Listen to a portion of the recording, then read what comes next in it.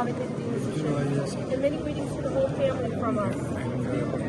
If possible, please find wonderful highly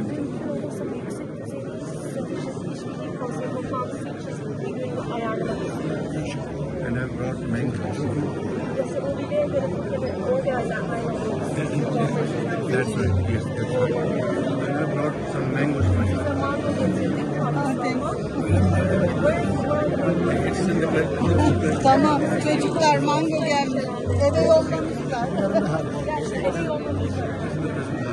Thank you.